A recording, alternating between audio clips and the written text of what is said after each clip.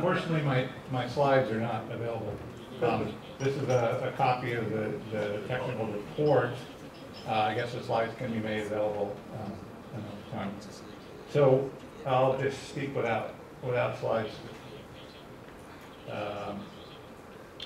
So basically, the summary is that now is a difficult time to develop hydropower in the United States for a variety of market conditions. There have been some recent policy developments that are promising in the United States, including in 2013, new federal legislation was passed. Overall, there's not likely to be much new hydropower development, but that which will occur will likely be small hydropower development. Electricity consumption in the United States is basically flat. Our economy is growing about 1% a year. The total amount of electricity sort of consumption has been level. Our economy, despite its growth, is becoming more energy efficient. So the total quantity of energy consumed is flat. Overall, in the electricity mix in the United States, hydropower has been flat for many years. Coal has been declining substantially as a percentage of total U.S. generation. There's been very rapid growth in natural gas, wind, and solar, essentially replacing the coal generation in the United States. Currently, total U.S. hydropower generation is about 100 gigawatts. That number hasn't changed much in about the last 25 years. There was rapid growth in the industry in the 50s and 60s and 70s, but total U.S. hydropower capacity, including small, has been flat for decades. Recently, the U.S. Department of Energy has started to do some resource assessments, looking at the magnitude of the potential small hydro on existing non-power dams.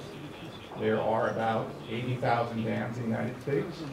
Currently, only about 3% of those have hydropower installed.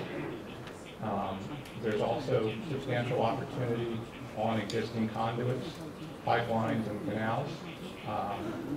So for non-power dams, the U.S. Department of Energy estimates capacity available of about 4.8 gigawatts, capacity available on existing conduits, pipelines, and canals, approximately 2 gigawatts.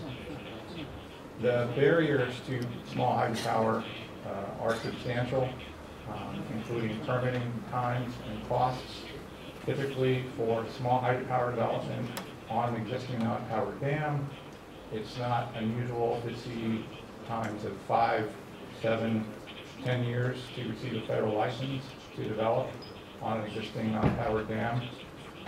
There was some significant improvements in 2013.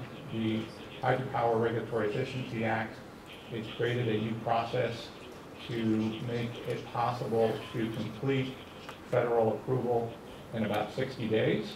That's only available for conduit hydropower projects on existing conduits that are less than 5 megawatts.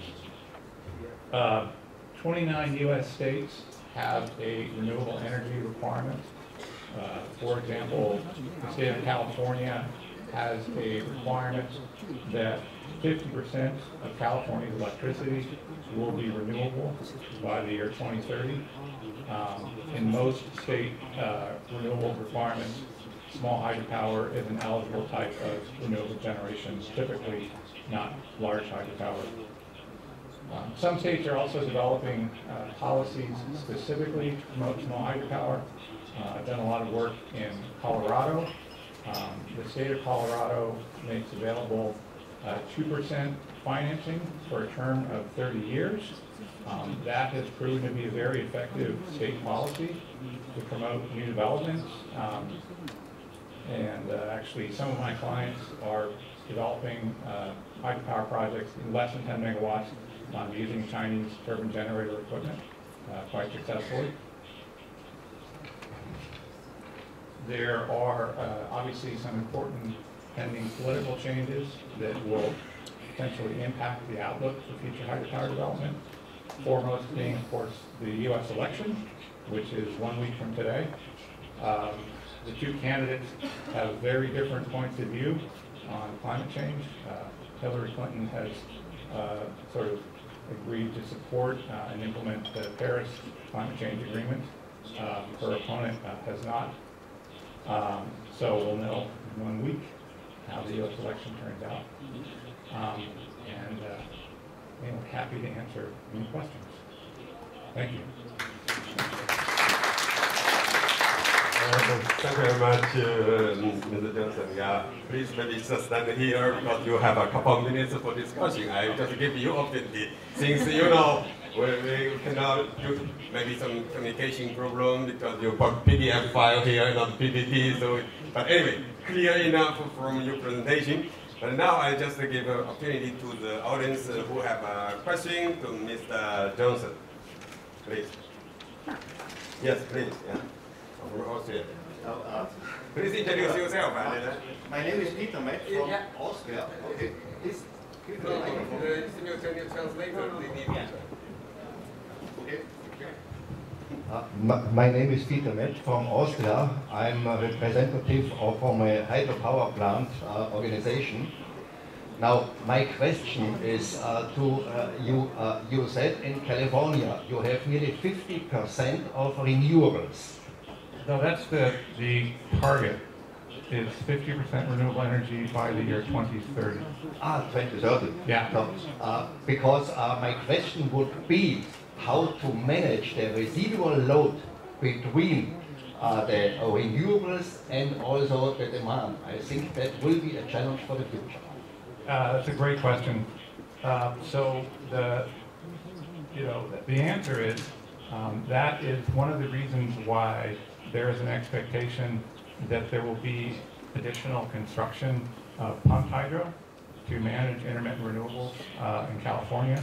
Solar and wind are growing extremely rapidly.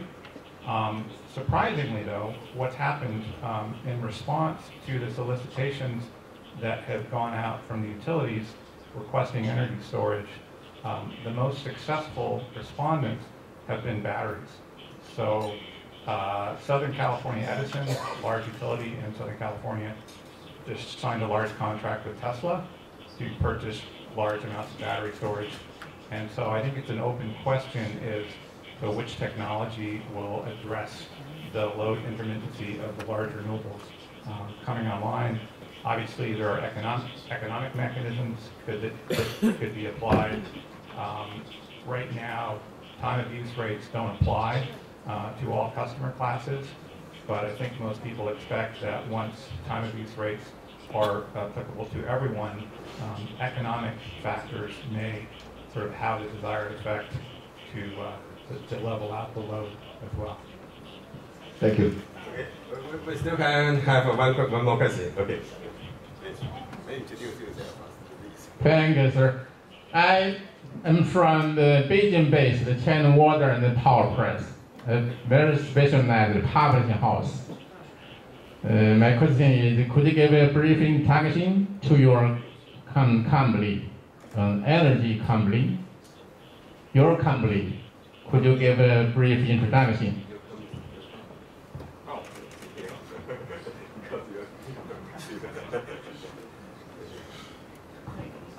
The question is about my company. I'm a small hydropower consultant, so I work for water districts, utilities, and my company is called Telluride Energy.